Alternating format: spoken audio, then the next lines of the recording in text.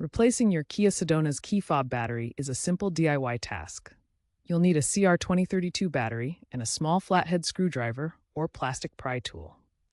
First, locate the seam on the key fob casing. Carefully insert the screwdriver or pry tool into the seam and gently twist to separate the two halves. Some models may have a small screw on the back that needs to be removed first. Once open, you'll see the CR2032 battery. Pop it out, ensuring you note which side is facing up. Insert the new CR2032 battery with the positive side facing the same direction as the old battery.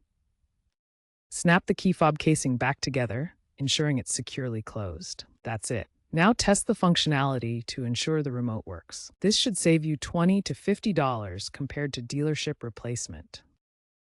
If your Kia Sedona key fob doesn't work after replacing the battery, don't panic.